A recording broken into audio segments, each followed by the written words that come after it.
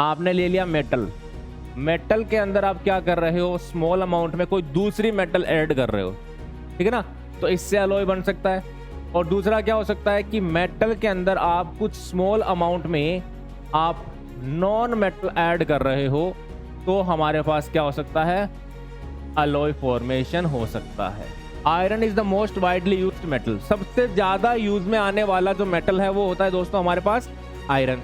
पटरियां जो होती है रेल की, उनमें आपने क्या किया, प्योर आयरन का आपने रेल की पटरियां बना दी। निकल स्टील इज हार्ड, वही चीजें, इससे स्ट्रेंथ बढ़ जाती है ना, पर्पस हमारा जो है वो डिफरेंट हो जाता है। हेलो बच्चों, गुड मॉर्निंग।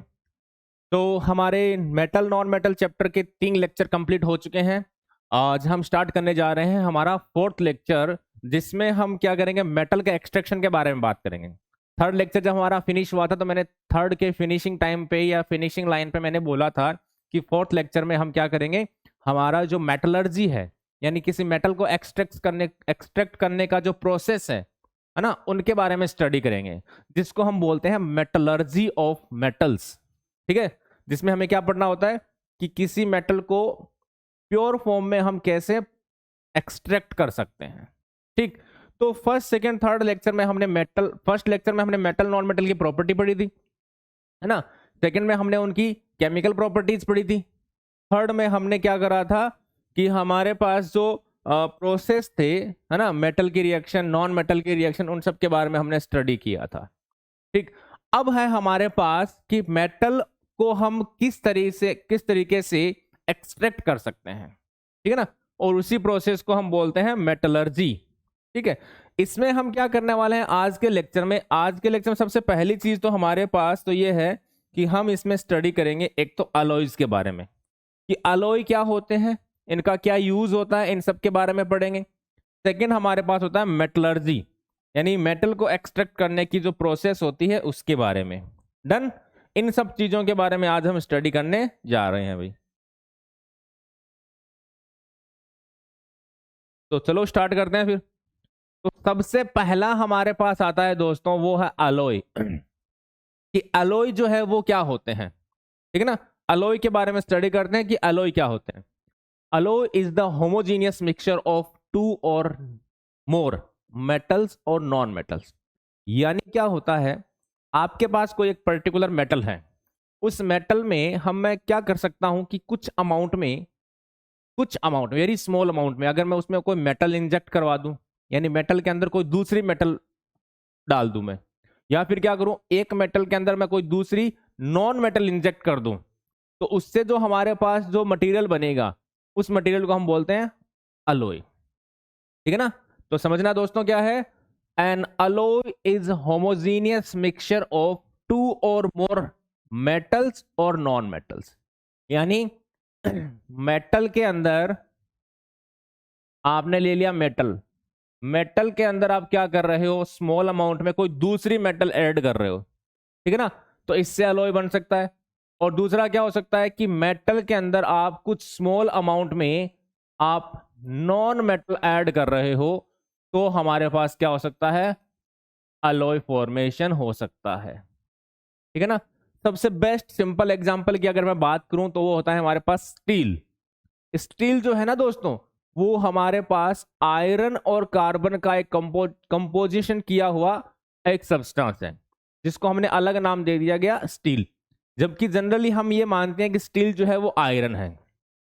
सही बात है, आयरन है, स्टील एक आयरन ही है, बट उसके अंदर कुछ अमाउंट में कार्बन प्रेजेंट होता है, इस कारण उसकी प्रॉपर्टी जो है वो चेंज हो जाती है। ठीक है ना, और उसको हमने अलग नाम दे दिया और वो नाम हो जाता है हमारे पास स्टील। ठीक है ना। So homogeneous mixture of metal metal और मेटल नॉन मेटल। तो इसमें क्या होता है, एग्जाम्पल के तौर पे हमारे पास आयरन है।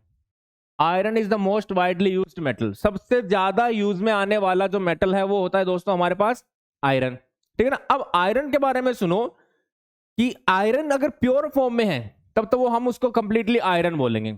आपके आसपास जो भी आप देखते हो, आपके चारों तरफ सराउंडिंग में आपके पास जो भी आप बोलते हो ना कि ये लोहा है या आयरन है, वो दोस्तों कंप्लीटली प्योर आयरन नहीं है। कंप्लीटली प्योर आयरन वो नहीं है, उसमें कोई दूसरा कंपोजिशन मिक्स किया हुआ है, ठीक है ना, मिक्स किया हुआ होता है या फिर उसमें मिक्स होता है ऑलरेडी। 100% प्योर आयरन जो है वो बहुत मुश्किल से मिलता है हमें, ठीक है ना, हार्डली हमें मिलता है कोई 100% प्योर।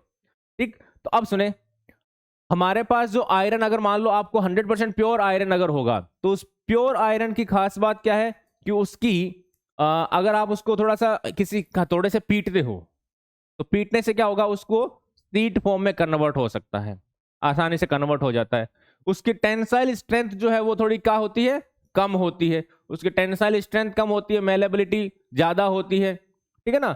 तो अगर मान लो उस आयरन को मैं कहीं यूज कर रहा हूं, मान लीजिए आपने क्या किया, जैसे अपने रेल रोड होती है, पटरियां जो होती है रेल की, उनमें आपने क्या किया, प्योर आयरन का आपने रेल की पटरियां बना दी, और गर्मी के टाइम पे, और जैसे उस पे क्या होता है कि अपने पास ट्रेन उसके ऊपर से निकलती है, तो क्या होता है कि फ्रिक्शन से उस पर टेम्परेचर बढ़ता है, टेम्परेचर बढ़ने से फिर क्या होना चाहिए, वो जो हमारी पटरियां थी वो डिफॉर्म हो जाएंगी। प्योर फॉर्म में अगर हमने पटरी लोहा लिया है ना पटरियां बनाने के लिए, तो वो क्या हो जाएगी, हीट के कारण डिफॉर्म हो जाएगी वो। इसलिए हम क्या कर सकते हैं, उसमें हम कोई दूसरा कोई कंपोजिशन मिला दें, कोई दूसरा कंपाउंड मिक्स कर दें, ठीक है ना, जिसके कारण क्या, उसकी टेंसाइल स्ट्रेंथ जो है, मेलेबिलिटी जो है, मेलेबिलिटी कम हो जाए, टेंसाइल स्ट्रेंथ बढ़ जाए। कहने का मतलब ये हुआ कि मैं किसी सब्सटेंस को, चाहिए मुझे एक सब्सटेंस, उस सब्सटेंस को मेरी रिक्वायरमेंट के अकॉर्डिंग मैं उसमें कुछ चेंजेस कर दूं, उस चेंज करने के लिए मुझे उसमें मेटल मिलाना पड़ सकता है, मुझे उसमें नॉन मेटल मिलाना पड़ सकता है। मिलाने के बाद जो सब्सटेंस तैयार हुआ है ना दोस्तों, उसको हम बोलते हैं अलॉय। अपनी रिक्वायरमेंट को फुलफिल करने के लिए हमने मेटल के अंदर जो चीज ऐड करी गई है और जो सब्सटेंस बना है, ठीक है ना, उसको हम बोल देते हैं अलॉय। तो हमारे पास प्योर, अगर आप आयरन लोगे और आपने क्या करना, जैसे मान लो लोहे का बर्तन लिया आपने, प्योर लोहे का, और आप उसमें खाना बनाने के लिए आप उसको चूल्हे पे रखते हो, तो फिर क्या होगा, वो हीट से खुद ही डिफॉर्म हो जाएगा, ठीक है ना। तो डिफॉर्म तो आप करना नहीं चाहते, इसलिए हम क्या करें, उसमें कुछ दूसरा सब्सटेंस ऐड करते हैं, जिसके कारण क्या हो, उसकी स्ट्रेंथ बढ़ जाए, जिसके कारण क्या हो, उसकी स्ट्रेंथ बढ़ जाए। तो देखना, ऐसा ही कुछ हमने नया इनोवेशन किया है, मतलब नया नहीं पुराना ही है, लेकिन हम उसको बोल सकते हैं अपन, क्या है वो सुने। But it is very used in the pure form, but is never used in pure form, इसको हम प्योर फॉर्म में यूज नहीं करते। This is because iron is very soft and stretch easily. ये क्या होता है, सॉफ्ट होता है प्योर फॉर्म में, ध्यान रखना दोस्तों, प्योर फॉर्म में बड़ा सॉफ्ट होता है, ये सॉफ्ट भी होगा, और क्या होगा, इसको आप खींच सकते हो, यानी स्ट्रेच कर सकते हो आप इसको आसानी से। जब ये क्या हो जाए, गर्म हो जाए, तो गर्म होने पे ये आसानी से फैल सकता है, ठीक है। तो हमें क्या करना है, but when it is mixed with a small amount of, अगर हमने क्या करा, इसमें कुछ अमाउंट में कार्बन ऐड कर दिया, और वो कितनी अमाउंट है हमारे पास, 0.5 से लेके 1.5% कार्बन ऐड कर दिया हमने। अगर मान लो आपने 100 ग्राम का आयरन लिया है, ठीक है ना, उसके अंदर आपने क्या करा, 0.5 से लेके 1.5% या ग्राम आपने क्या करा, उसमें कार्बन इंजेक्ट कर दिया, और जो नया सब्सटेंस बना है उस सब्सटेंस को हम बोलते हैं स्टील। तो क्या बोलते हैं दोस्तों, स्टील। इसके कारण इंजेक्ट करने से क्या होता है, इसकी हार्डनेस जो है वो बढ़ जाती है, वो स्ट्रॉन्ग मटेरियल हो जाता है। अब अगर इसको आप गर्म करोगे तो वो डिफॉर्म नहीं होने वाला। The new form of iron is called as steel. इस नई फॉर्म को हम क्या बोलेंगे, स्टील बोलेंगे। ठीक है ना। स्टील के अंदर हमारे पास एक तो होगा आयरन, प्लस होगा इसके अंदर कार्बन। जो मेन कंपोजिशन है, यानी मेन कंपोनेंट है ना दोस्तों, वो तो है हमारा आयरन, ठीक है ना। इस आयरन के अंदर हमने क्या करा है, 0.5 से लेकर 1.5% कार्बन ऐड कर दिया, और रिमेनिंग हमारे पास कौन है, आयरन है। तो ऐसे सब्सटेंस को हम स्टील बोलते हैं। ये हमारे पास क्या हो गया, स्टील। तो होमोजीनियस मिक्सचर होना जरूरी है दोस्तों। क्लियर, जल्दी से नोट डाउन करिए, फिर आगे बढ़ते हैं।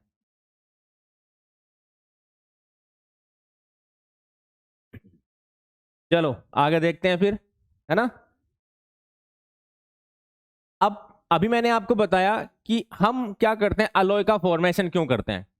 अलॉय का फॉर्मेशन हमने इसलिए कर रहे हैं क्योंकि हमें किसी पर्टिकुलर मेटल की अपने अकॉर्डिंग रिक्वायरमेंट है। अपने अकॉर्डिंग रिक्वायरमेंट का मतलब जैसे क्या हुआ, आयरन जो था, कभी मान लीजिए आपको उसकी सॉफ्ट फॉर्म की जरूरत है तो आप प्योर फॉर्म यूज कर लीजिए, आयरन वहां काम आ जाएगा, ठीक है। अब अगर मान लीजिए आपको उसको हार्ड बनाना है, कहीं ऐसे पर्पज से यूज करना है जहां वो आसानी से मेल्ट ना हो, जहां वो आसानी से डिफॉर्म ना हो, ठीक है ना, आसानी से स्ट्रेच ना हो, जिसकी स्ट्रेंथ ज्यादा हो, अगर मुझे ऐसे पर्पज से अगर उसको आयरन को यूज करना है तो मैं क्या करूंगा, उसके अंदर कार्बन ऐड कर दूंगा 0.5 से लेके 1.5% तक, तो वो हमारे पास नया कंपोजिशन बन जाता है जिसको बोलते हैं स्टील। ऐसे ही हमारे पास क्या होता है, रिएक्टिविटी के बेसिस पर, है ना, प्रोटेक्शन के बेसिस पर, हम अलग अलग प्रॉपर्टीज के कारण या अलग अलग रीजन के कारण हम इनको यूज कर सकते हैं, ठीक है ना। उन्हीं यूज को देखते हुए हमने क्या करा है, अलॉय का फॉर्मेशन किया है। और वो यूज क्या क्या है उसकी बात करते हैं। सबसे पहली बात है to increase resistance to corrosion. एक सबसे बड़ी प्रॉब्लम आती है हमारे पास कोरोजन। आयरन जो है, अगर आप आयरन को प्योर फॉर्म को, या फिर मान लो कोई हमारे पास प्योर फॉर्म ना भी हो, अगर आप उसको मॉइस्चर में रखते हो, हमने लास्ट क्लास में आयरन के कोरोजन की रिएक्शन पढ़ी थी, तो आयरन को अगर आप मॉइस्चर में रखते हो तो O2 और H2O के साथ रिएक्शन करके वो आयरन का ऑक्साइड बना लेता है और हाइड्रेटेड फॉर्म होती है वो। और वो जो ऑक्साइड होता है ना दोस्तों, वो आपको पता है रस्टिंग होती है, जिसके कारण क्या होता है, ऊपर की सरफेस खराब होती जाती है, फिर आगे से आगे से आगे से आगे चलते चलते चलते चलते क्या होता है, पूरा आयरन ब्लॉक रस्ट में कन्वर्ट हो जाता है और खराब हो जाता है। तो हम क्या कर सकते हैं, आयरन को प्रोटेक्ट करने के लिए, हमारा आयरन की मान लो आपने कोई आयरन का कोई मशीन बनाया है, ठीक है ना, कोई पर्टिकुलर मशीन बनाई है, उस मशीन को खराब नहीं होने देना है, तो आप क्या करो, उसमें कोई अलॉइक फॉर्मेशन यानी उस आयरन में कुछ दूसरे कंपोनेंट आप ऐड कर सकते हो, जिसके कारण क्या उसकी रेजिस्टेंस बढ़ जाए।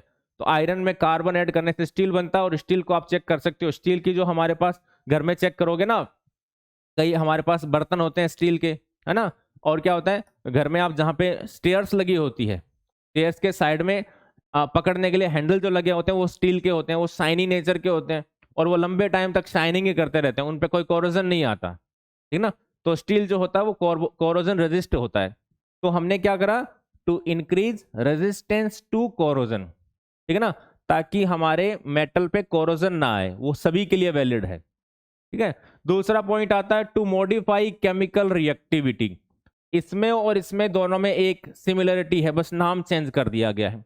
भाई कोरोजन क्यों आएगा, आयरन की रिएक्टिविटी ज्यादा रही होगी, इसीलिए उसने क्या करा, O2 और H2O से रिएक्ट कर लिया, ठीक है ना। आपने कार्बन ऐड कर दिया, स्टील बना दिया, फिर उसके बाद क्या हो गया, उसकी रिएक्टिविटी खत्म, जीरो, ना के बराबर। तो इसके कारण क्या हुआ, अब अगर आप उसको एयर में रखते हो यानी मॉइस्चर में रखते हो तो वो कोई रिएक्शन नहीं करने वाला, यानी उसकी रस्टिंग नहीं होने वाली। To modify chemical reactivity, reactivity अगर हमारे पास क्या करना है, हमें मॉडिफाई करना है, तो हम अलॉय बना सकते हैं, ठीक है ना। स्टील इज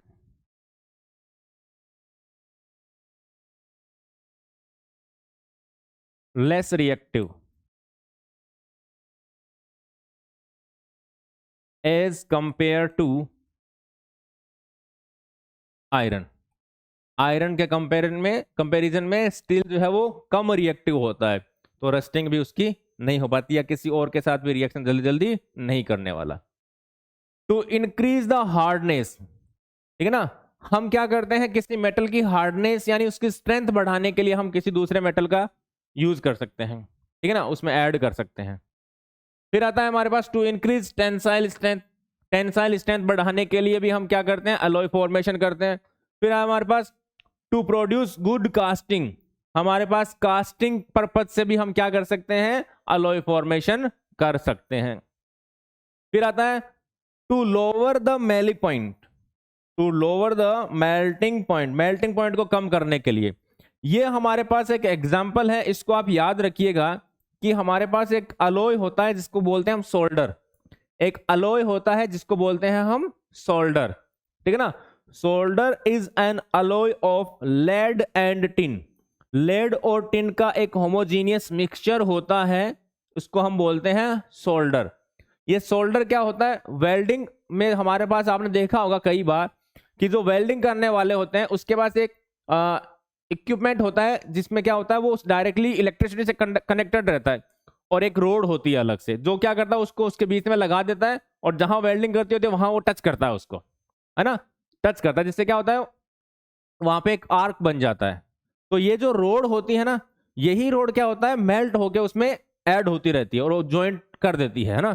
जिस दो पार्ट को ज्वाइन करना होता है तो क्या करते हैं, ये जो रोड होती है ना, ये रोड क्या है, सोल्डर है। इसमें लेड और टिन है जो क्या होता है आसानी से मेल्ट हो जाता है, जिसके कारण जैसे आप टच करोगे उस पे और ये खुद मेल्ट होके उन दोनों के बीच में भर जाता है, जिसके कारण क्या होता है वो गैप जो है वो खत्म हो जाता है, ज्वाइन हो जाती है दोनों पार्टिकल्स। इसलिए solder is an alloy of lead and tin, जिसमें 50% लेड होगा और 50% टिन होगा, ठीक है ना।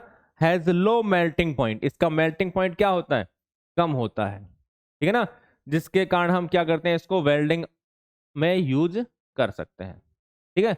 तो इन पर्पज के लिए हम क्या करते हैं, अलॉय का फॉर्मेशन करते हैं। पहला पॉइंट हमारे पास आ गया, to increase resistance to corrosion, कि कोरोजन रोकने के लिए हम क्या कर सकते हैं, अलॉय फॉर्मेशन करते हैं।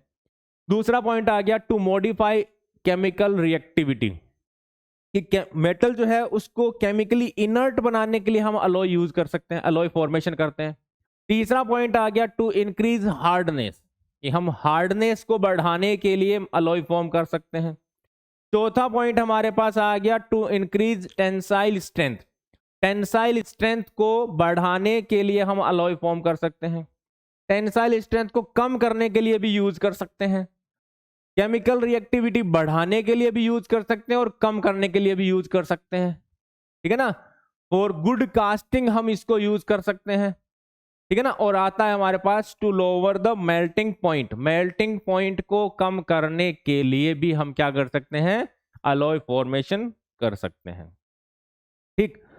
अब यहां ये जो डेटा आपको मैं टेबुलर फॉर्म में दे रहा हूं, इनको दोस्तों आपको याद करना है।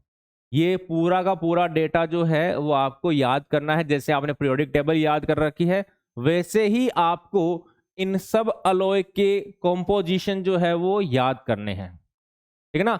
हर एक अलॉय का कॉम्पोजिशन याद करना है।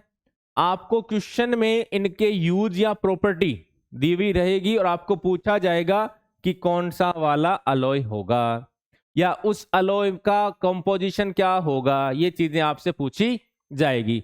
तो आपको क्या करना है, इन सब अलॉय का नाम, इनका कंपोजिशन, इनकी प्रॉपर्टीज या फिर आप बोल सकते हो इनके यूज, ये याद करने हैं, ठीक है ना।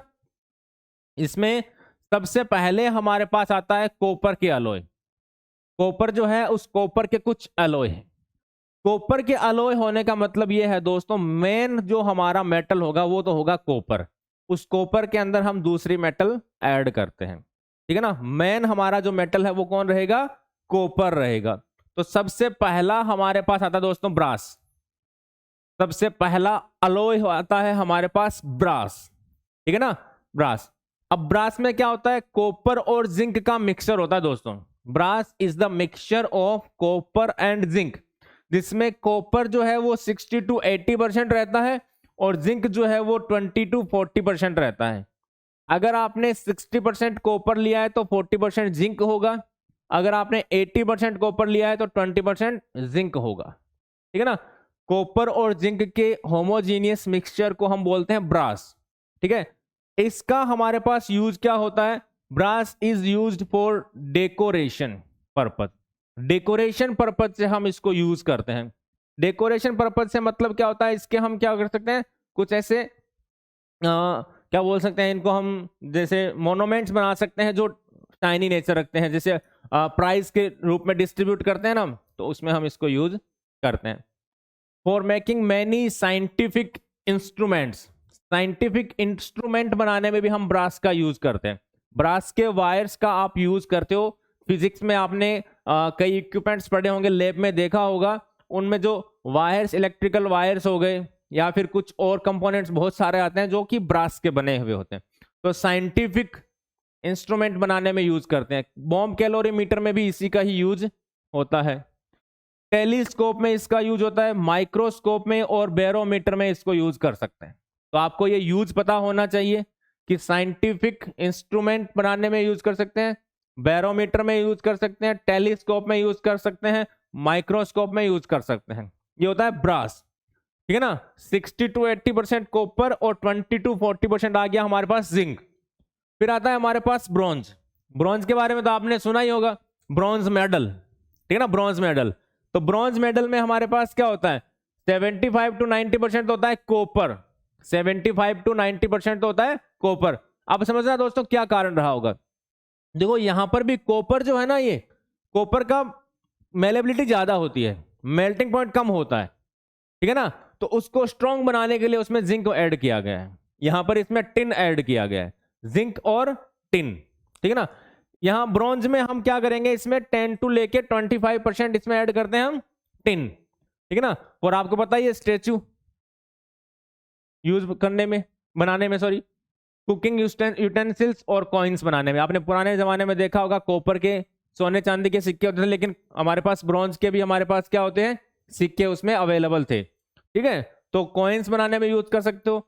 घर में हमारे पास जो किचन में यूटेंसिल्स यानी बर्तन होते हैं उनके लिए आप बना सकते हो। और आपको बताइए ब्रॉन्ज मेडल, तो यहाँ पे जो लिखा गया ना स्टेच्यूज, वो हमारे पास क्या होते हैं, मेडल के रूप में आप बोल सकते हो, इनको हम यूज करते हैं। थर्ड जो आता है ना दोस्तों, वो है हमारे पास जर्मन सिल्वर। इसका नाम जर्मन सिल्वर है, ठीक है ना। आप ये नहीं सोचेंगे कि नाम आपको मान लो क्वेश्चन कई बार क्या होता है, नाम दिया गया है कि which of the following metals are present in German silver. उसमें आप सिल्वर देखते हैं, आप सबसे पहले तो सिल्वर को टिक कर देते हो, जबकि सिल्वर इसमें देखोगे आप कहीं पे भी नहीं है। उसमें ये तीनों मिलेंगे, जिंक, कॉपर और निकल। तो जिंक, कॉपर और निकल अगर हैं तो वो क्या होगा, इन सब का मिक्सचर जर्मन सिल्वर होता है। तो क्वेश्चन ये हो सकता है, विच of the following metal is not present in German silver. तो उसमें तीन ये देंगे और चौथा दिया हुआ होगा, ये चौथा दिया होगा सिल्वर। तो सिल्वर को तो आप 100% मान लोगे, सिल्वर, जर्मन सिल्वर यानी सिल्वर तो है। इन तीनों में से किसी एक पे तुक्का मारोगे, गड़बड़ हो जाएगा, जबकि ये तीनों ही अवेलेबल होते हैं, जिंक, कॉपर एंड निकल। जिंक, कॉपर एंड निकल के होमोजीनियस मिक्सचर को हम बोलते हैं जर्मन सिल्वर। अब सिल्वर क्यों बोला गया है, सिल्वर इसको इसलिए बोला गया है क्योंकि ये व्हाइट कलर का साइनी नेचर रखता है। व्हाइट कलर का साइनी नेचर, जैसे हमारा सिल्वर होता है वैसे चमकीला होता है ये। तो अगर ये सिल्वर जो है चमकीला होता है, जर्मन सिल्वर भी क्या होता है, चमकीला अगर होता है, तो हम क्या करते हैं, सिल्वर को हम ऑर्नामेंट्स बनाने में यूज करते हैं। तो इसको भी हम क्या कर सकते हैं, ऑर्नामेंट्स बनाने में यानी डेकोरेटिव मटेरियल बनाने में इसको यूज कर सकते हैं। ये व्हाइट कलर, सिल्वरी व्हाइट होता है, ठीक है ना, मैलेबल और डक्टाइल होता है। It is used in imitation silver, यानी नकली ज्वेलरी होती है ना सिल्वर की, चांदी की, वो बनाने में इसको यूज करते हैं। फिर आता है हमारे पास गन मेटल। इसमें नाम से आपको क्लियर हो सकता है, गन मेटल का मतलब गन की जो बैरल आती है ना, जिसमें से बुलेट निकलती है ना, गन की बैरल, उसको बनाने में इसको यूज किया जाता है। गन की बैरल का टेम्परेचर बहुत ज्यादा हाई होता है, जैसे फायर होता है, क्या होता है, बहुत ज्यादा हीट निकलती है, जिसके कारण क्या होता है, वो पूरा बैरल जो है वो गर्म हो जाता है। अगर मान लो उसमें हमने लोहा यूज किया है तो वो तुरंत मेल्ट हो जाएगा, पिघल जाएगा, पिघल जाके क्या होगा, वो डिफॉर्म हो जाएगा। तो क्या हो सकेगा, डिफॉर्म होने से वो जो हमारा उसमें हम क्या करते हैं, जो बुलेट होती है वो वापस क्या हो सकती है, बैकवर्ड डायरेक्शन में आ सकती है। तो इसलिए हमें क्या चाहिए, गन की जो बैरल होती है वो हाई टेम्परेचर यानी हाई मेल्टिंग पॉइंट रखने वाली होनी चाहिए, हाई स्ट्रेंथ रखने वाली होनी चाहिए। तो इसलिए हम क्या करते हैं, आयरन को या किसी ऐसे मेटल को यूज नहीं कर सकते, इसलिए हमें कोई दूसरा कंपोजिशन चाहिए। और उस कंपोजिशन में क्या होता है, कॉपर, टिन और जिंक का मिक्सचर होता है। 88% कॉपर, 10% इसमें होता है हमारे पास टिन और 2% होता है दोस्तों इसके अंदर जिंक। इसके मिक्सचर को हम बोलते हैं गन मेटल, जिसको हम क्या करते हैं, गन बैरल बनाने में यूज करते हैं। फिर आता है हमारे पास बैल मेटल। नाम से पता चल रहा है बैल मेटल, यानी आपने देखा होगा जो आपने स्कूल में बैल लगी होती है या मंदिरों में जो घंटियां लगी होती है ना, वो बनाने में यूज करते हैं बेल मेटल को, ठीक है ना। कॉपर और टिन का मिक्सचर होता है, 80% कॉपर और 20% टिन होता है उसमें, ठीक है ना। और बेल बनाने के लिए हम इसको यूज करते हैं। कॉपर के दोस्तों मैं आपको फटाफट ये बता रहा हूं, आपको याद करने हैं ये, ठीक है ना। आपको ये चीजें जो है वो सारी की सारी याद करनी है। नेक्स्ट आता है हमारे पास अलॉय ऑफ आयरन। आयरन के कुछ अलॉय की बात करते हैं। इसमें सबसे पहला आता है हमारे पास स्टेनलेस स्टील। ध्यान रखना दोस्तों, एक तो बोला मैंने स्टील, स्टील में तो हमारे पास आयरन और कार्बन का मिक्सचर होता है। स्टील में क्या होता है, आयरन और कार्बन होता है। 0.5 से लेके 1.5% क्या होता है, कार्बन होता है। लेकिन स्टेनलेस स्टील जो है वो डिफरेंट होता है। स्टेनलेस स्टील में हमारे पास आयरन होगा, क्रोमियम होगा और निकिल होगा। आयरन, क्रोमियम और निकिल, इन तीनों के मिक्सचर को हम बोल देते हैं स्टेनलेस स्टील। और आपको पता ही है स्टेनलेस स्टील जो है वो कहाँ यूज होता है। आपने बहुत सारी जगह देखा होगा, आपके किचन में बहुत सारी चीजें मिल जाएगी स्टेनलेस स्टील की। खाना जिस पे बनाते हैं, जो चूल्हा होता है ना, वाइट सिल्वरी कलर का, वो स्टेनलेस स्टील का होता है। घर में स्टेयर के पास में जो लगा होता है पकड़ने के लिए, वो स्टील की होती है, ठीक है ना। बर्तन हमारे पास स्टील के होते हैं, ठीक है। बहुत सारी चीजों में हम इनको यूज करते हैं।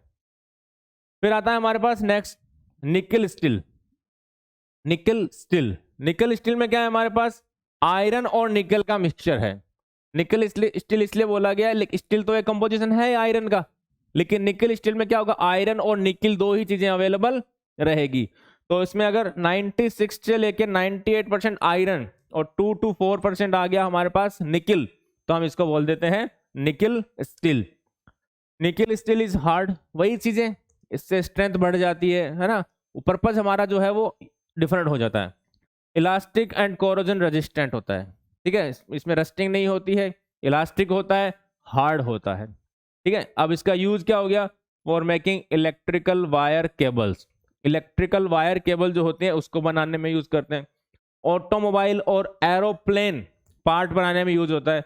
अगर ये कोरोजन रेजिस्टिव है, इलास्टिक है और हार्ड है, तो हमें क्या कर सकते हैं, इसको वहां यूज करना है जहां इसकी हार्डनेस ज्यादा, मतलब जहां हार्ड मटेरियल की जरूरत होती है।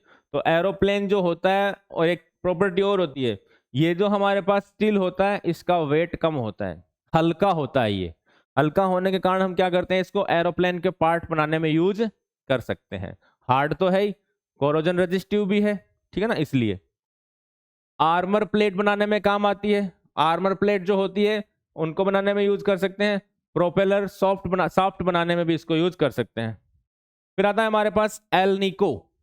एल्निको हमारे पास कुछ 3-4 मेटल का मिक्सचर है, जिसमें आयरन आएगा, एल्यूमिनियम आएगा, निकिल आएगा और कोबाल्ट आएगा।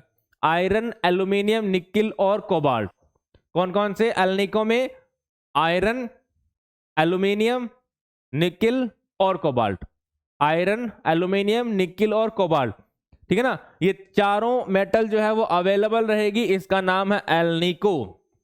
हाईली मैग्नेटिक, इसमें क्या होता है, इसकी मैग्नेटिक प्रॉपर्टी यानी डाइपोल मैग्नेटिक बिहेवियर जो है वो सबसे ज्यादा हाई होता है, बहुत ज्यादा हाई होता है। तो इसको हम क्या कहते हैं, फॉर मेकिंग परमानेंट मैग्नेट्स। जो हमारे पास परमानेंट मैग्नेट्स होती है वो बनाने में हम इसको यूज करते हैं, और इसका नाम होता है एल्निको। क्या होता है इसका नाम, एल्निको, ठीक है। नेक्स्ट आता है हमारे पास अलॉयज ऑफ एल्यूमिनियम। कुछ 2-3 हमें एल्यूमिनियम के अलॉय के बारे में स्टडी करना है। इसमें सबसे पहला आता है दोस्तों डुरालाइम, ठीक है ना, डुरालुमाइन या डुरालुमिन, ठीक। इसमें हमारे पास 95% एल्यूमिनियम है, 4% कॉपर है, 0.5% मैग्नीशियम और 0.5% मैंगनीज। मेन कंपोजिशन इसमें किसका रहा, एल्यूमिनियम का, ठीक है ना। तो एल्यूमिनियम 95% है, तो एल्यूमिनियम का ही अलॉय हो गया ये। इसमें हमारे पास क्या होता है, फॉर मेकिंग एरोप्लेन। ये क्या होता है, बहुत ही हल्का होता है, इसके कारण इसको हम एरोप्लेन में यूज कर सकते हैं। स्पेस एयरक्राफ्ट में हम इसको यूज कर सकते हैं। शिप्स हो गए या प्रेशर कुकर हो गया, इसमें हम इसको क्या करते हैं, यूज करते हैं। इसकी स्ट्रेंथ हाई होती है, हल्का होता है, जिसलिए हम इसको यूज एरोप्लेन मेकिंग या स्पेस एयरक्राफ्ट में यूज करते हैं बनाने में। फिर आता है हमारे पास मैग्नीशियम। क्या नाम है इसका? Magnesium. 90 to 95% aluminium, 5 to 10% magnesium, ठीक है ना, for making light instruments and balance beams. Light यानी हल्के जो हमारे इंस्ट्रूमेंट होते हैं उनको बनाने में यूज करते हैं, ठीक है ना। सॉरी, लाइट इंस्ट्रूमेंट का मतलब जो हमारे, जो फिजिक्स में आपने देखा होगा, लाइट प्रोड्यूसिंग जो हमारे इंस्ट्रूमेंट होते हैं उनमें इसको यूज करते हैं उसको बनाने में, ठीक है ना।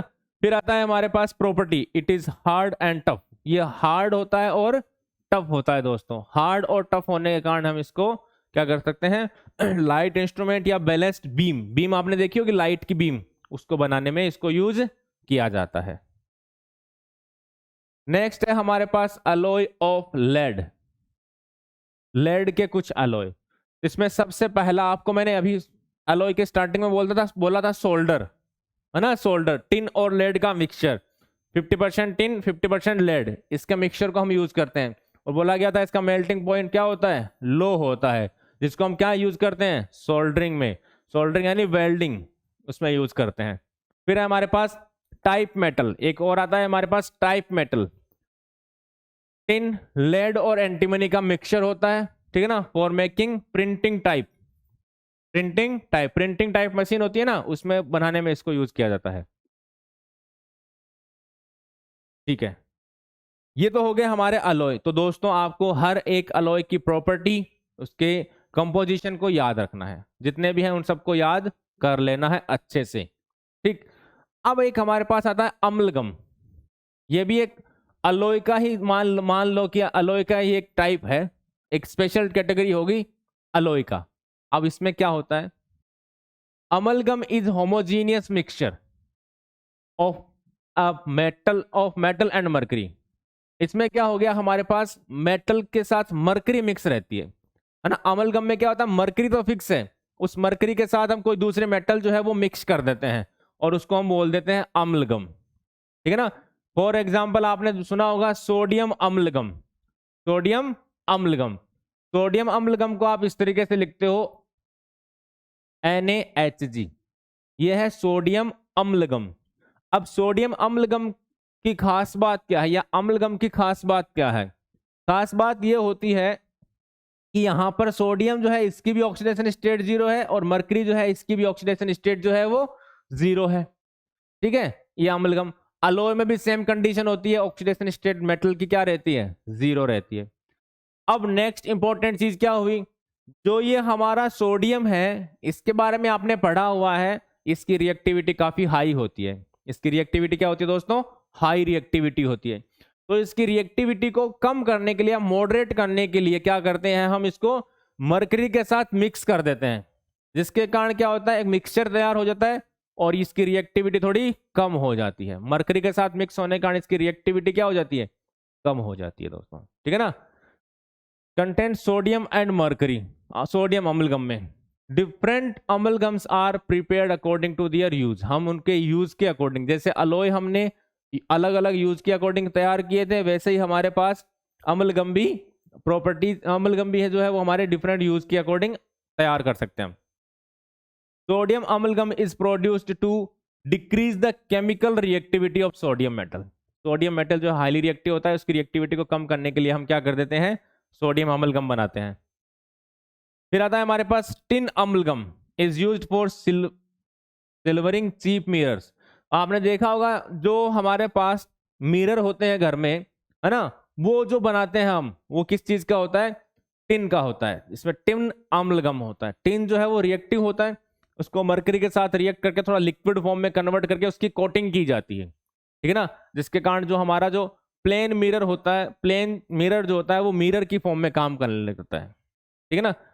The process of amalgamation is used for the extraction of metals like gold and silver from their native ores. इसके बारे में आज हम अच्छे से और पढ़ेंगे आगे कि हमारे पास सिल्वर और गोल्ड को अगर हमें एक्सट्रैक्ट करना है प्योर फॉर्म में, तो हम क्या कर सकते हैं, अमलगमेशन का यूज कर सकते हैं, जिसको हम आज पढ़ेंगे आज के लेक्चर में, ठीक है ना। तो ध्यान रखना अमलगम का मतलब क्या होता है।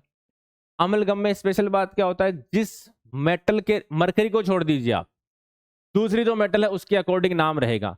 तो सोडियम है तो सोडियम अमलगम, टिन है तो टिन अमलगम, ठीक है ना, इस तरीके से।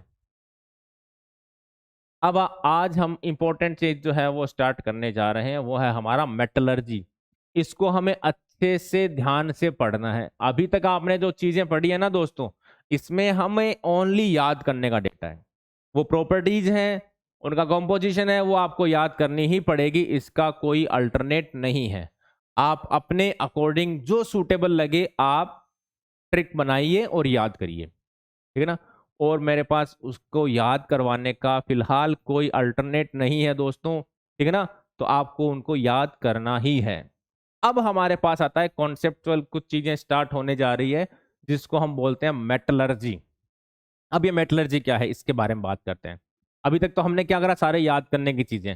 मेटलर्जी है जिसमें कुछ प्रोसेस हमें पढ़ने हैं कि किसी मेटल को कैसे एक्सट्रैक्ट करना है। तो सबसे पहले बात करते हैं मेटलर्जी क्या है ना। मेटलर्जी क्या चीज है इसके बारे में बात करते हैं। Metallurgy is the process of extracting metal, ठीक है ना। किसी मेटल को हमें क्या करना है, एक्सट्रैक्ट करना है in pure form from its ore is known as metallurgy, ठीक है। किसी मेटल को प्योर फॉर्म में अगर हमें एक्सट्रैक्ट करना है ना, तो इसके लिए जो प्रोसेस यूज करेंगे उन प्रोसेस को हम बोलेंगे मेटलर्जिकल प्रोसेस, है ना। और इस पूरी स्टडी को हम बोल देते हैं मेटलर्जी, ठीक है ना। The process of extracting a metal in pure form, किसी मेटल को प्योर फॉर्म में एक्सट्रैक्ट करने के लिए हमारे पास जो प्रोसेस होती है उनको मेटलर्जिकल प्रोसेस बोलते हैं। और इस पूरी स्टडी को हम बोल देते हैं मेटलर्जी। अब इसमें एक काम की चीज, इंपॉर्टेंट चीज ये होता है कि हम मेटल को जो एक्सट्रैक्ट कर रहे हैं वो हमारे पास जो प्रोसेस हम यूज करेंगे, जो भी प्रोसेस आप यूज कर रहे हो उस प्रोसेस में खास बात क्या होनी चाहिए, एक तो इकोनॉमिकली होना चाहिए वो, ठीक है ना, कॉस्ट कम होनी चाहिए। और क्या होना चाहिए, आसानी से अचीव कर पाओ। ऐसा नहीं कि हम उसमें बहुत सारे प्रोसेस इन्वॉल्व कर रहे हैं, आसानी से मिल जाए और सस्ती हो, ऐसी प्रोसेस को हम बोलते हैं metallurgical process. The process of extracting a metal in pure form economically and conveniently is known as metallurgical process and this phenomena is known as metallurgy। वापस रिपीट करते हैं। The process of extracting a metal in pure form economically and conveniently from its ore is known as metallurgical process and this phenomena is known as metallurgy। ठीक है। अब बात आती है हमारे पास और कि ये और क्या चीज है। मेटलर्जी तो हमने पढ़ लिया कि किसी मेटल को एक्सट्रैक्ट करना है, एक्सट्रैक्ट करने के लिए हम जो प्रोसेस यूज करेंगे उनको मेटलर्जिकल प्रोसेस बोल देते हैं। और ये प्रोसेस जो है वो कैसी होनी चाहिए, सस्ती होनी चाहिए और आसान होनी चाहिए, ठीक है ना। अब बात आती है और कि ये और क्या चीज है, और क्या होते हैं, ठीक है ना। देखो दोस्तों क्या होता है कि हमारे पास जो भी मेटल है, आपके सराउंडिंग में जो भी आपको मेटल दिख रही है, सोना चांदी, है ना, आयरन हो गया, एल्यूमिनियम हो गया, कॉपर हो गया, जितने भी मेटल आपको दिख रहे हैं, ठीक है ना, वो मेटल ऐसा नहीं है कि आपको डायरेक्टली पड़े मिल गए, कि आप कहीं जंगल में ढूंढने गए, घूमते घूमते आपको देखा कि सोने का टुकड़ा मिल गया। आप घूम रहे थे, घूमते घूमते थोड़ी दूर चले, आपको चांदी का एक टुकड़ा मिल गया प्योर फॉर्म में। या फिर आप थोड़ी दूर चलते चलते चल रहे थे, आपको क्या हुआ, घर पे आपको क्या करना चाहिए था, जैसे मान लो लोहे का आपको कुछ बनाना था, कोई जैसे स्टैंड बनाना था, जैसे मान लो होता है ना स्टैंड, कूलर का स्टैंड होता है, तो कूलर का आपको स्टैंड चाहिए था, तो आपने क्या किया आप घूमने निकले और आपको कहीं कूलर का स्टैंड, लोहे का स्टैंड मिल गया।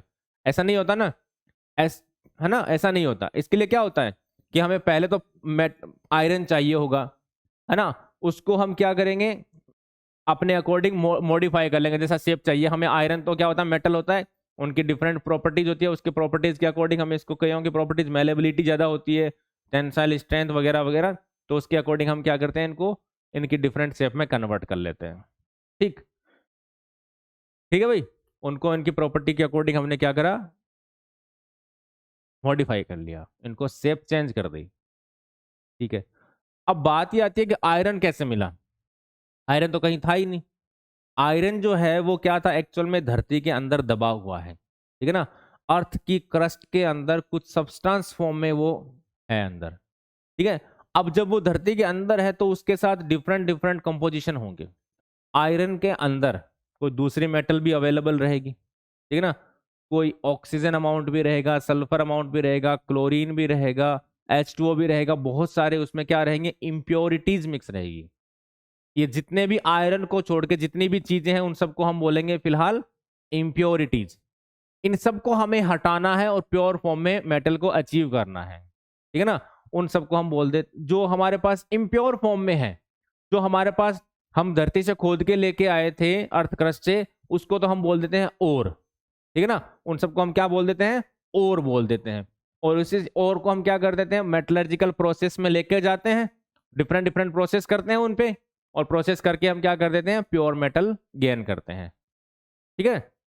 डिफरेंट प्रोसेस होगी, उन प्रोसेस के बारे में पढ़ना है हमें। तो मेन क्या चीज क्या थी कि हमने क्या करा, जैसे हमें पता चला कि यहाँ पर किसी एक पर्टिकुलर एरिया के अंदर आयरन का कंटेंट ज्यादा है। हमने कैसे पता लगा लिया कि यहाँ आयरन जो है वहाँ कंटेंट ज्यादा है, तो आपने वहां से खोदना स्टार्ट किया और आप वहां क्या करोगे, जो भी मटेरियल मिलेगा आप उसको खोद के उठा के ले आओगे। फिर आप क्या करोगे, आप उसको अपने किसी ऐसे एरिया में लेके गए जहां आप उसको प्योर फॉर्म में बनाना चाह रहे हो। वहां सबसे पहले आप उसको धो के साफ करोगे, छंटनी करोगे, कंकर पत्थर सारे अलग अलग करोगे, ठीक है ना। तो उसके बाद जो हमारे पास ऐसा लगेगा हाँ यहाँ इसके अंदर लोहा है, इसके अंदर आयरन है ना, उसको आप क्या करोगे, अलग अलग प्रोसेस अप्लाई करोगे। वो जो कंटेंट है उस कंटेंट को हम बोल देते हैं ओर, ठीक है ना। तो और क्या हो गया, मिनरल्स की बात करते हैं सबसे पहले, मिनरल्स फिर उसके बाद और नेचुरली अकरिंग सब्सटेंसेस, है ना, naturally occurring substances in which metal exist, ठीक है ना। कि नेचुरल के अंदर, नेचर के अंदर हमारे पास कोई भी ऐसा सब्सटेंस जिसके अंदर मेटल प्रेजेंट है, कोई भी मेटल, नेचर में कोई भी ऐसा सब्सटेंस जिसके अंदर क्या हो, मेटल प्रेजेंट हो, उसको हम बोल देते हैं दोस्तों मिनरल। और वो जो हमारे पास जिस फॉर्म में अवेलेबल है वो फॉर्म क्या हो सकती है, या तो फ्री स्टेट हो सकती है, जैसे हमारे पास जो गोल्ड होता है वो नॉन रिएक्टिव होता है तो वो फ्री स्टेट में मिलता है हमें। सिल्वर जो है वो थोड़ा सा रिएक्टिविटी होती है लेकिन हम बोल सकते हैं कि वो फ्री स्टेट में मिलेगा। प्लेटिनम हमारे पास फ्री स्टेट में मिल सकता है। क्या हो सकता है, आयरन की बात करें तो आयरन हमें आयरन ऑक्साइड की फॉर्म में मिल जाए या दूसरे मेटल जो है वो ऑक्साइड फॉर्म में मिल जाए, ठीक है ना। तो हमारे पास क्या हुआ कि जो मेटल हमारे पास naturally occurring substance in which metal exist either in free state और in combined state is called mineral, ठीक है ना। जिस फॉर्म में हमारे पास मिलती है उसको हम बोल देते हैं मिनरल्स, ठीक, उनको हम बोलेंगे मिनरल, जो हमें डायरेक्टली नेचर से मिल जाए। फिर और में क्या डिफरेंस है, फिर minerals from which metal can be economically and conveniently extracted, economically and conveniently extracted. समझना बात को कि ऐसा कोई मिनरल जिसमें क्या हो, हम आसानी से और इकोनॉमिकली मेटल को प्योर फॉर्म में एक्सट्रैक्ट कर लें, उसको हम बोल देते हैं ओर। जरूरी नहीं है हर एक मिनरल से आप प्योर मेटल एक्सट्रैक्ट कर पाओ। कई बार क्या होता है, जैसे मान लो आप मिनरल्स लेके आ गए, उठा के ले आए, ठीक है, और आपको पता चला उसके अंदर आयरन है, ठीक। अब आपको क्या करना है, उसमें से आयरन निकालना है। आयरन निकालने के लिए आपने क्या किया, उसमें डिफरेंट प्रोसेस अप्लाई करे, बहुत सारे प्रोसेस अप्लाई करे और आपको फाइनली क्या हुआ, प्योर फॉर्म में आयरन मिल गया, ठीक है। आपने क्या किया, दूसरा एक और था जहां से हम मिनरल उठा के लेके आए थे और हमने उसको एक्सट्रैक्ट किया और उसमें प्योर फॉर्म से हमें आयरन मिल गया, ठीक है। जो प्रोसेस ए थी उसमें हमारे पास प्योर फॉर्म में जब तक आयरन मिला तब तक उसकी कॉस्ट थी मान लीजिए 150 रुपए, ठीक है ना। जो हमने बी प्रोसेस से आयरन गेन किया है उस प्रोसेस में हमारे पास आयरन की कॉस्टिंग आई है मान लो 70 रुपए, ठीक है ना। तो हम क्या करेंगे, 70 रुपीज वाली जो प्रोसेस है वो वाली अप्लाई करेंगे, उसको तो हम बोलेंगे और बाकी जो है हमारे पास वो हो गया मिनरल, वो हमारे काम का नहीं है। क्यों नहीं है, क्योंकि उसको एक्सट्रैक्ट करने में हमारे पास कॉस्टिंग जो है वो ज्यादा हो रही है, उसमें क्या है, एक्चुअल में ऐसे कह सकते हो आप, उसके अंदर आयरन की अमाउंट जो है वो कम है, तो इकोनॉमिकली हमारे लिए वो प्रॉफिटेबल नहीं है। तो हम क्या बोलेंगे, minerals from which metal can be economically and conveniently extracted is called ore. ठीक है ना, all the ores are minerals, जो भी हमारे पास ओर होगा उस ओर को हम मिनरल्स कह सकते हैं, बट हर एक मिनरल को हम ओर नहीं कह सकते। ओर तो वही चीज है जिससे हम प्योर फॉर्म में मेटल गेन करते हैं, ठीक है ना, और मिनरल वो है जिसमें मेटल प्रेजेंट है। ठीक है ना, ध्यान रखना भाई कि आप हर एक ओर को मिनरल बोल सकते हो, लेकिन हर एक मिनरल को आप ओर नहीं बोल सकते। ठीक है ना, तो यही डिफरेंस है ओर और मिनरल में। ओर का मतलब क्या है, जिससे प्योर फॉर्म में हम मेटल गेन कर सकते हैं। मिनरल क्या है, जिससे हम कर भी सकते हैं गेन और दूसरा ना भी कर सकते हैं। अब हमारे पास क्या है, क्लासिफिकेशन ऑफ ओर है दोस्तों, कि डिफरेंट टाइप के हमारे पास ओर होते हैं जिनसे हम मेटल गेन करते हैं। ठीक है, ये वापस हमारे पास कुछ पॉइंट्स है जिनको हमें याद करना है। डिफरेंट डिफरेंट ओर्स है जिनको हमें याद करना है कि कौन कौन से ओर होते हैं। ठीक है, अब देखना ओर जो होता है ना दोस्तों, वो हमारे पास डिफरेंट डिफरेंट कंपाउंड फॉर्म में रहेगा। जैसे हमारे पास क्या हो गया, कार्बोनेट हो गया, नाइट्रेट हो गया, सल्फेट हो गया, है ना, इस सल्फाइड हो गया, हैलाइड हो गया, इन फॉर्म में वो एग्जिस्ट करता है। तो सुने, और में बी डिवाइडेड इनटू नेटिव ओर और कंबाइंड ओर। समझना दोस्तों, एक होता है हमारे पास नेटिव ओर और दूसरा होता है कंबाइंड ओर। नेटिव ओर का मतलब होता है फ्री स्टेट में, लेस रिएक्टिव। अगर रिएक्टिव नहीं होगा तो वो क्या होगा, फ्री स्टेट में मिल जाएगा हमें। ठीक है ना, और कंबाइंड फॉर्म का मतलब क्या होगा, किसी दूसरे के साथ जुड़ा हुआ रहेगा। फॉर एग्जाम्पल जैसे आ गया हमारे पास nitrate, sulphate, carbonate, sulphide, halide, chloride, bromide, iodide, इन फॉर्म में किसी न किसी के साथ जुड़ा रहेगा। आयरन की बात करते हैं, आयरन क्लोराइड, आयरन नाइट्रेट यानी FeNO3 होल ट्वाइस। ठीक है ना, आयरन नाइट्राइट, नाइट्रेट नाइट्राइट, ठीक है ना, इस तरीके से। जिंक ले लिया आपने, zinc nitrate, zinc nitrite nitrite, zinc sulphate, zinc chloride, ठीक है ना, जिंक सल्फाइड, ये डिफरेंट डिफरेंट फॉर्म में एग्जिस्ट करता है। वो फ्री स्टेट में नहीं होता है। लेकिन सिल्वर, गोल्ड और प्लेटिनम की बात करें तो वो फ्री स्टेट में, यानी नॉन रिएक्टिव होने के कारण वो फ्री स्टेट में मिल जाते हैं, उनको बोलते हैं नेटिव मेट और। ठीक है ना, इन कंबाइंड स्टेट और आर फाउंड इन, कि कंबाइंड फॉर्म में अगर हमारे पास जो और होंगे वो किस फॉर्म में मिलेंगे, ऑक्साइड हो गया, सल्फाइड हो गया, सल्फेट हो गया, कार्बोनेट हो गया, नाइट्रेट हो गया, नाइट्राइट हो गया, इस तरीके से फॉर्म में वो कंबाइंड फॉर्म में एग्जिस्ट करेगा। लेकिन नेटिव का मतलब क्या होता है, फ्री स्टेट में मिल जाए। तो क्या देखना हमें, सबसे पहले आता है नेटिव ओर, कि नेटिव ओर क्या होते हैं। A metal is said to occur in free और नेटिव स्टेट। फ्री और नेटिव स्टेट में अगर कोई मेटल मिलती है ना, तो उसको हम बोलते हैं नेटिव मेटल। ठीक है, when it is found in the earth crust, when it is found in the earth crust in the elementary और uncombined form, for example gold, platinum. ठीक है ना, फॉर एग्जांपल हमने लिख लिया गोल्ड और प्लेटिनम। तो गोल्ड और प्लेटिनम जो है वो हमारे पास क्या होते हैं, नेटिव मेटल हो सकते हैं। फिर आता है हमारे पास कंबाइंड ओर, यानी ये किसी न किसी के साथ जुड़े रहेंगे, और वो किस किस में हो सकते हैं, इन सब की फॉर्म में हो सकता है। A metal is said to occur in combined state if it is found in the form of compound। किसी कंपाउंड की फॉर्म में अगर एग्जिस्ट कर रही है तो कंबाइंड और अगर अकेली फॉर्म में एग्जिस्ट कर रही है तो हम उसको बोलेंगे नेटिव ओर। समझे बात को? तो और के दो कैटेगरी हो गई, नेटिव और कंबाइंड और। ठीक है ना, फिर उसके बाद नेक्स्ट हमारे पास आता है और के नेम, कि डिफरेंट डिफरेंट हमारे पास और हैं। जैसे अभी मैंने बोला था, और जो है वो ऑक्साइड फॉर्म में हो सकता है, हैलाइड फॉर्म में हो सकता है, सल्फाइड फॉर्म में हो सकता है, सल्फेट फॉर्म में हो सकता है, डिफरेंट डिफरेंट फॉर्म में हमारे पास जो और हैं वो एग्जिस्ट करते हैं। हमें क्या करना है, इनको याद करना है कि इनमें किस हमारे पास और का नाम क्या होगा। तो अभी आपको क्या करना है, इन सबको अच्छे से याद करना है। इसमें थोड़ी सी हेल्प मैं आपकी करने वाला हूं कि किसको आपको किस तरीके से याद करना है, थोड़ी थोड़ी हेल्प करूंगा। बाकी आपको सबसे इंपॉर्टेंट डेटा यही है दोस्तों, आपको इनके नाम याद होने बहुत ज्यादा जरूरी है। अगर इनके नाम याद नहीं है तो आगे मेटलर्जी में आपको बहुत ज्यादा प्रॉब्लम होने वाली है। तो ये नाम याद होने जरूरी है, तो नाम याद करते हैं, ठीक है। एक एक बार रिकॉल करूंगा। बाकी क्या है कि हमारे पास थोड़ा सा टाइम की शॉर्टेज है, तो मैं फटाफट आपको बता रहा हूं, याद करना है आपको। सबसे पहले हम बात कर रहे हैं ऑक्साइड और।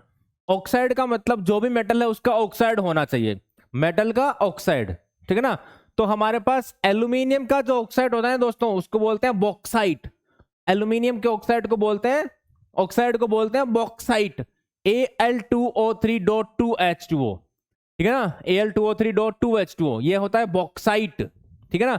इसमें हमारा मेटल जो होता है वो कौन सा होगा, एल्यूमिनियम, ठीक। दूसरा आता है क्यूप्राइट, Cu2O क्यूप्राइट, ठीक है, कॉपर का हमारा मेटल होता है।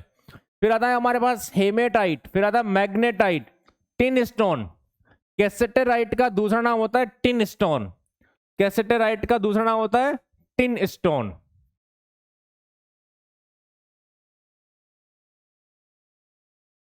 ठीक है। एक होता है हमारे पास पायरोलुसाइट, मैंगनीज का ऑक्साइड, MnO2। एक होता है हमारे पास पिच ब्लेंड, यूरेनियम का ऑक्साइड, ठीक है। एक आता है जिंकाइट, ZnO, जिंक का ऑक्साइड, ठीक है ना।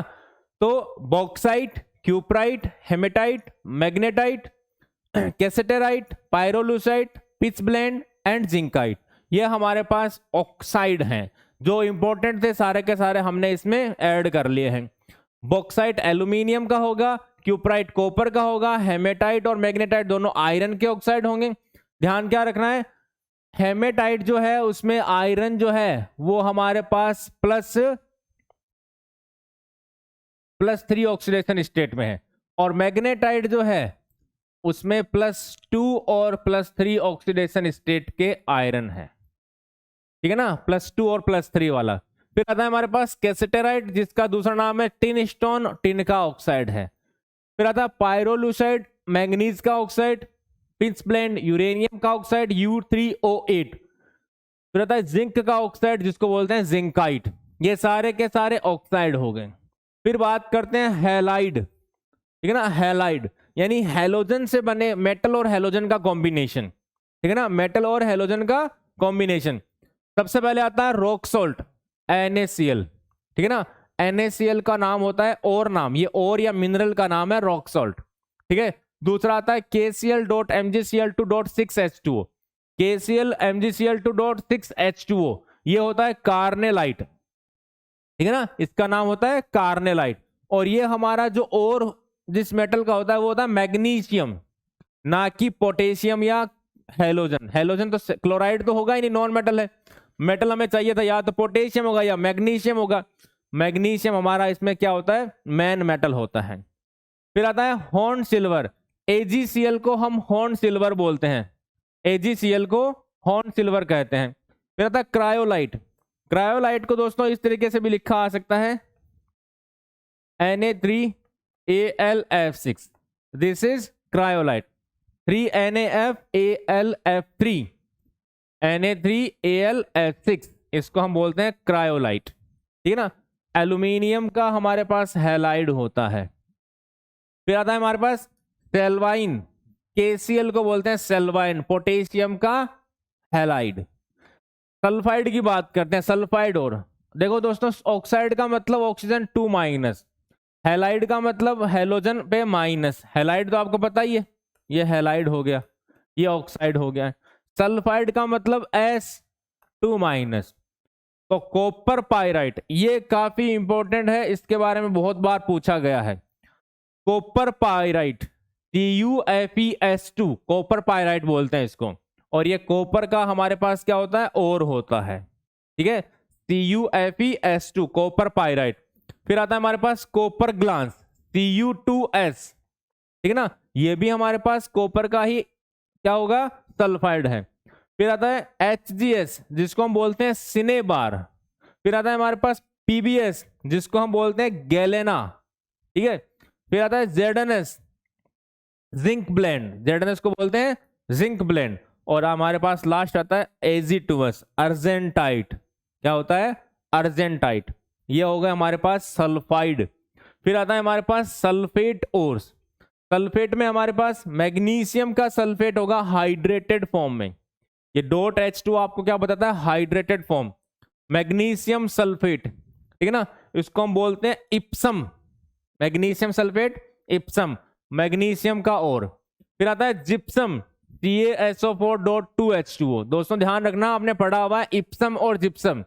जिप्सम तो क्या होता है हमारे पास CaSO4.2H2O। इसी को अगर आप हेमी हाइड्रेटेड फॉर्म में कर देते हो, यानी आप इसको क्या करते हो, गर्म कर देते हो, हीट कर देते हो, इसका वाटर जो है वो रिलीज करवा देते हो, और क्या करते हो CaSO4.12H2O, तो आप इसको बोलते हो POP, प्लास्टर ऑफ पेरिस। एंग्लासाइट में हमारे पास होता है दोस्तों PbSO4। एंग्लासाइट में हमारे पास होगा दोस्तों PbSO4 लेड सल्फेट। और बेराइट्स का मतलब होता है हमारे पास BaSO4 बेरियम का सल्फेट। फिर आता है हमारे पास सिलिकेट ओर्स। सिलिकेट कुछ और आते हैं हमारे पास, उनके बारे में बात करते हैं। सबसे पहला आता है हमारे पास एस्बेटस। एस्बेटस, एस्बेटस में आता है हमारे पास कैल्शियम सिलिकेट और मैग्नीशियम सिलिकेट, ठीक है ना, कैल्शियम और मैग्नीशियम के सिलिकेट, और इसमें मेन मेटल होती है हमारे पास मैग्नीशियम, ठीक है। फिर आता है फेल्सपार। फेल्सपार K2O Al2O3 और SiO2, यानी पोटेशियम एल्यूमिनियम और सिलिका के ऑक्साइड, पोटेशियम एल्यूमिनियम और सिलिका का ऑक्साइड। इसमें मेन मेटल होती है हमारी एल्यूमिनियम, ठीक है। फिर आता है हमारे पास माइका। यही सेम फॉर्म में हमारे पास .H2O यानी हाइड्रेटेड फॉर्म में आ जाए तो इसको हम बोलते हैं माइका।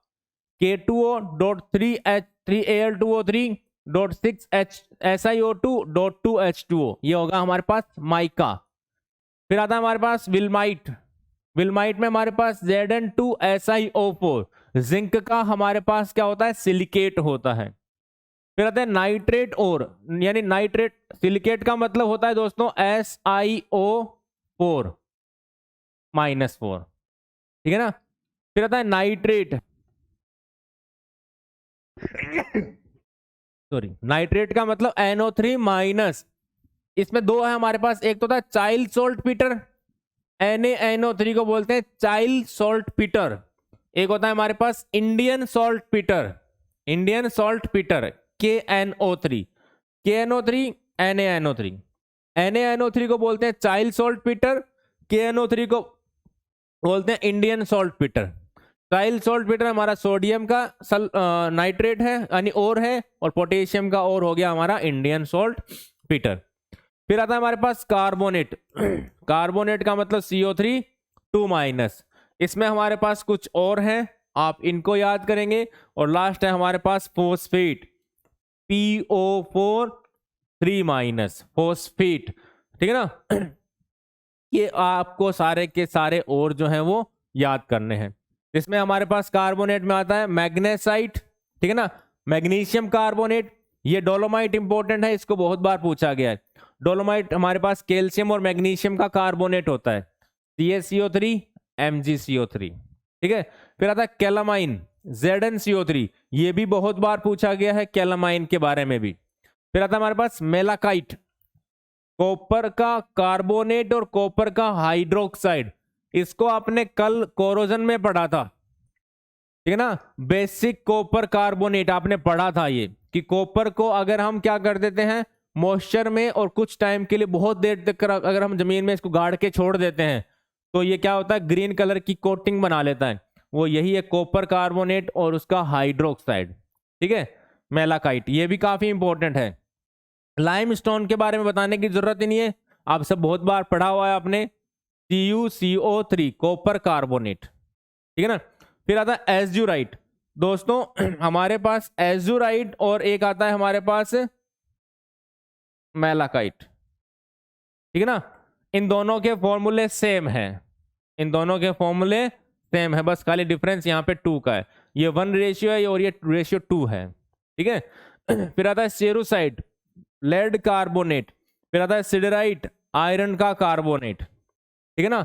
ये हमारे पास सारे के सारे और आ गए, टोटल और जो है हमारे पास आ चुके हैं, ठीक है ना। इन सब को आपको अच्छे से याद करना है, ठीक है ना। तो ये हमारे पास सारे और आ चुके हैं, जिसमें से मैं आपको ये बहुत सारे क्वेश्चन जो हैं वो भी आपको मैं in the form of homework दे रहा हूं। ये आपके पास होमवर्क है जिसको हम नेक्स्ट क्लास में डिस्कस करेंगे। तो आज हमारे पास इतना ही हम देखेंगे। आपको क्या है कि आज की क्लास में बहुत सारी चीजें ऐसी है जो याद करने के लिए ऐड हो गई है, तो इसलिए मैंने क्या है आज की क्लास को हम यहीं रोकेंगे, फिर उसके बाद आगे स्टेप्स जो है वो मेटलर्जिकल स्टेप्स के बारे में पढ़ेंगे, ठीक है ना। तो आज के लिए इतना सफिशिएंट है, नेक्स्ट क्लास में मिलते हैं। ठीक, आप इन सबको अच्छे से मन लगा के पढ़ें, और जो हमारे पास इसमें क्या है होमवर्क मैंने आपको दिया है, आप उसको होमवर्क को अच्छे से देखिए भाई, ठीक है। So thank you very much and best of luck.